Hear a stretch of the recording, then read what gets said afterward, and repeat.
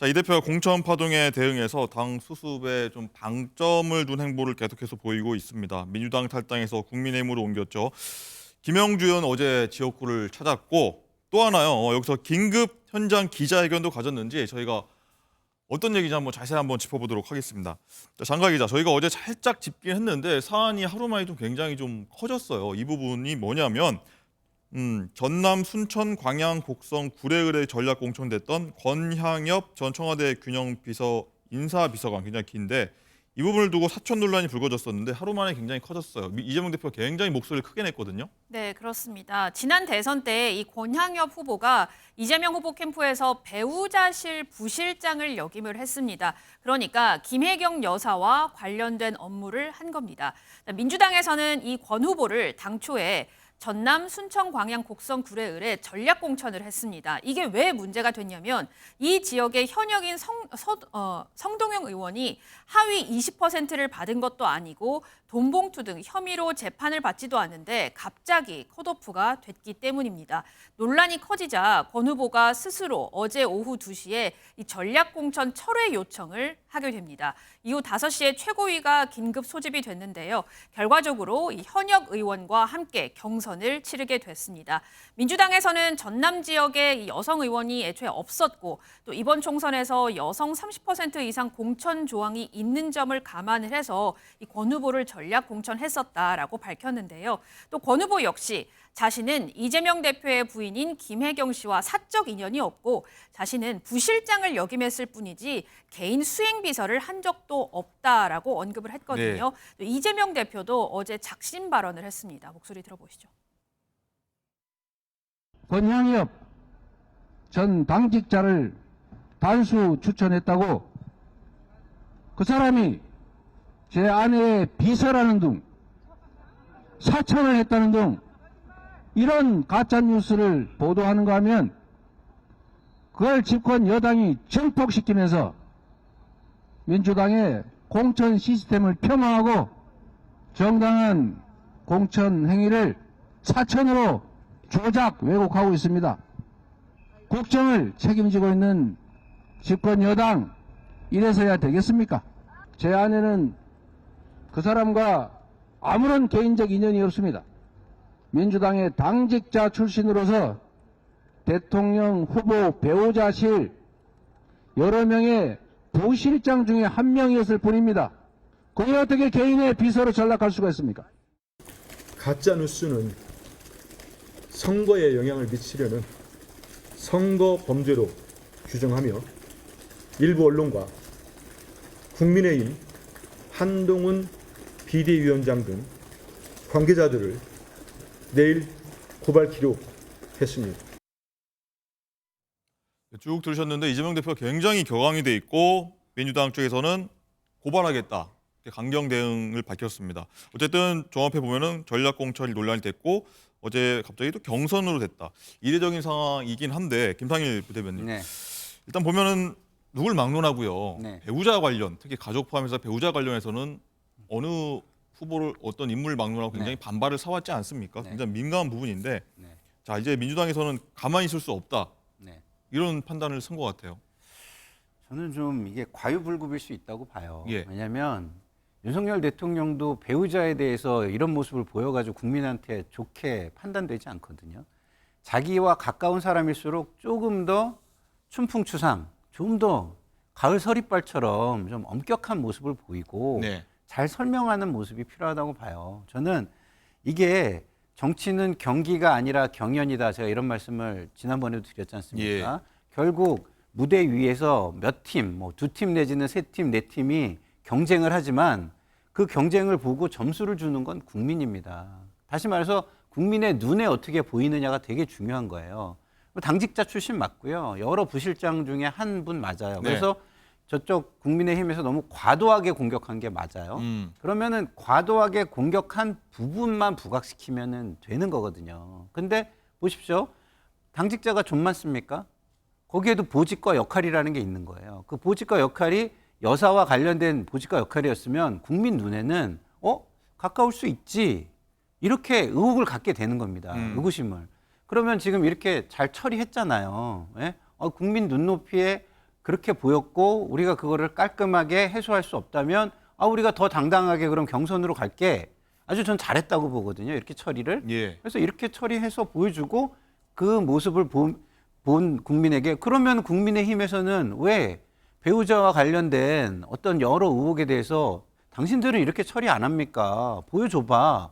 이렇게 하는 게 훨씬 더 저는 당당하겠죠. 이걸 뭐 내 배우자 일이니까 막 감정이 좀 격앙이 돼서 뭘 하겠다. 이렇게 국민에게 만약에 비춰진다면 그건 약간 과유불급이 될 수도 있겠다. 뭐 지금의 현 처리를 굉장히 잘했으니까 요걸 내세우면서 좀 약간 차분하게 대응했으면 좋겠다. 이런 말씀을 드리고 싶네요. 예.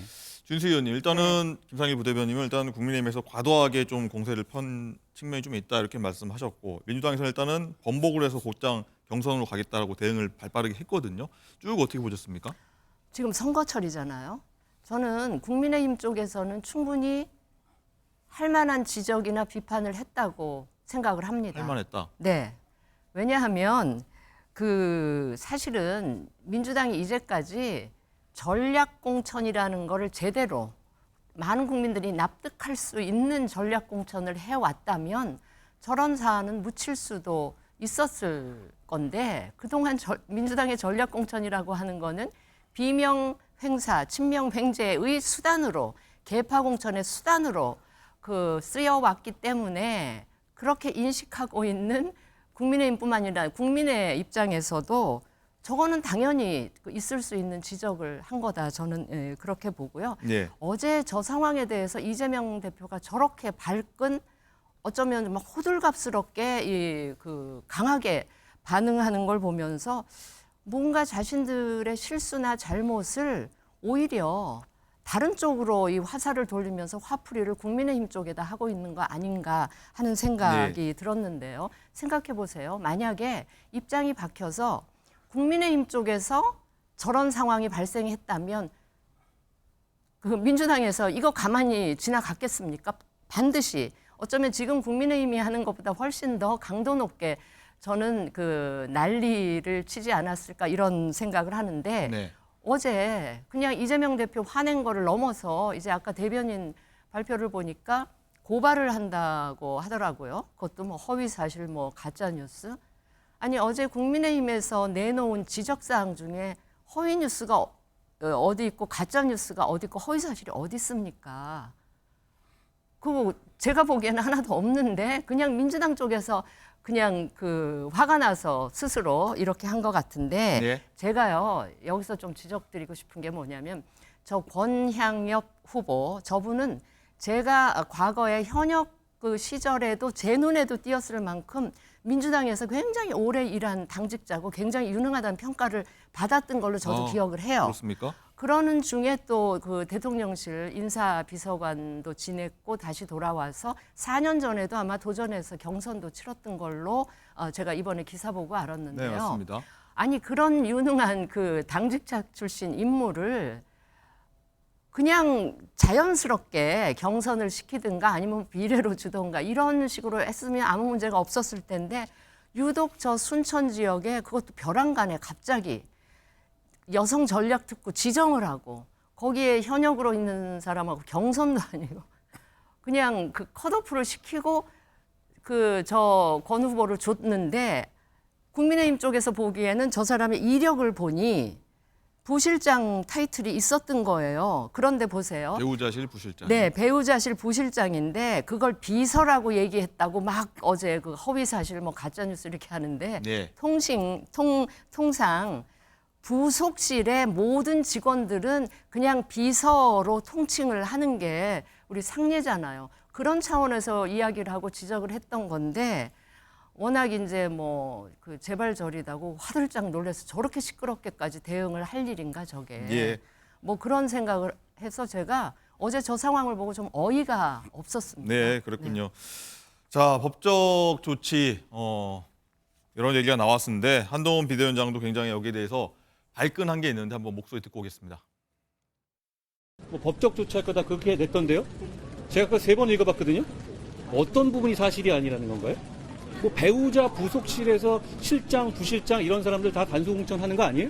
그게 사천이 아닌가요? 우리도 쉴드 치기 창피하지만 그냥 쓰지 말아달라. 쓰면 법적으로 귀찮게 하겠다. 이런 얘기 아닌가요? 그리고 다 떠나서 배우자실 좀 우습지 않습니까?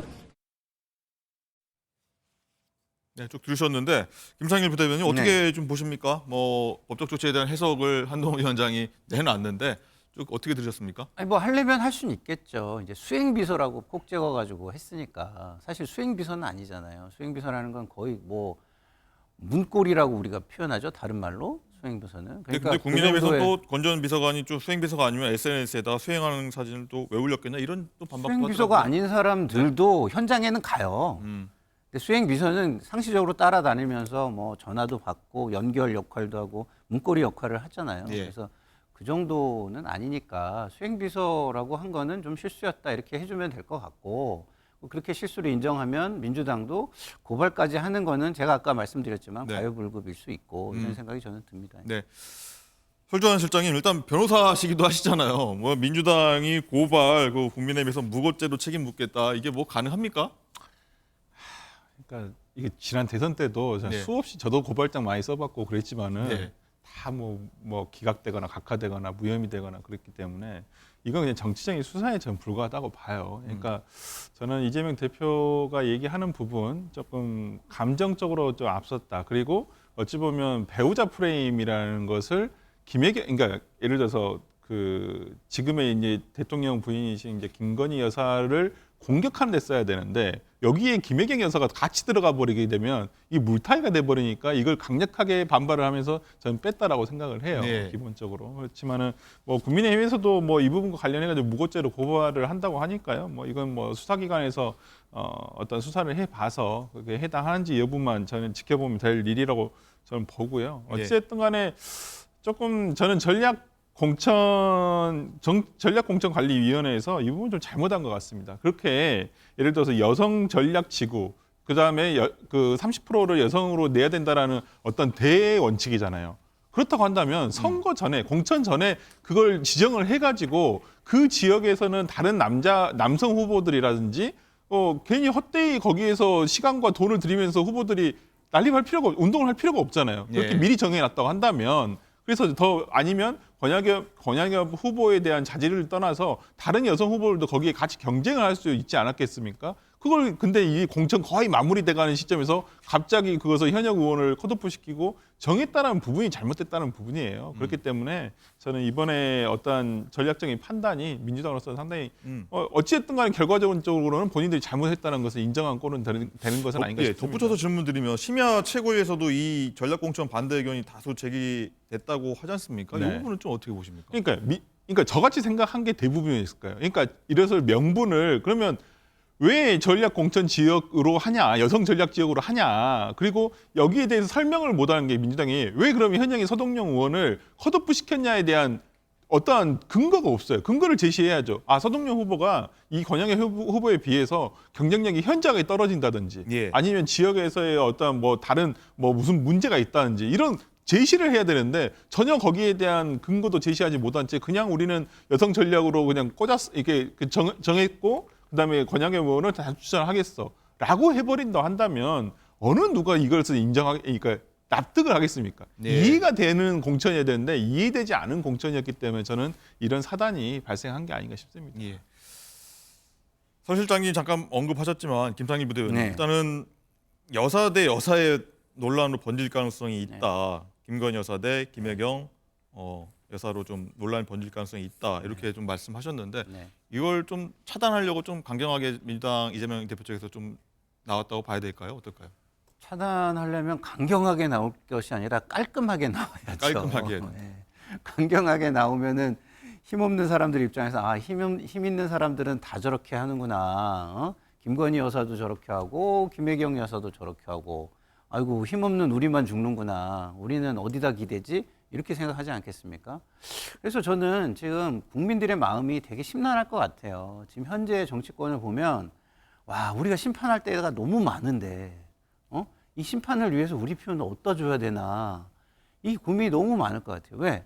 한쪽을 심판을 해야 돼요. 윤석열 정권이 지금 경제 위기도 지금 가지고 왔고 뭐 굉장히 검찰의 어떤 불공정성도 국민 눈에 보면은 보이는 것 같고 그래서 심판하고 싶은데 심판하려고 딱 보니까 이거 표를 줘서 심판할 만한 심판자 자격 내지는 대안 세력으로서의 자격이 있는 데가 또 잘 안 보이는 거예요. 예? 그러니까 이런 때 민주당이 자기 자신에 대해서는 좀 깔끔하고 뭐 춘풍추상 같은 그런 자기 희생적이고 공적 책임을 짓는 듯한 대의에 부합하는 모습을 예. 보여줘야 된다. 저 이렇게 생각하거든요. 그래서 처리 잘했잖아요. 권양엽 의원이 사천으로 보이는 부분이 조금이라도 있으면 털어내겠다 해가지고 아주 깔끔하게 그 처리 잘했잖아요. 그러면 김혜경 여사 부분도 저는 깔끔하게 처리하는 게 맞습니다. 네.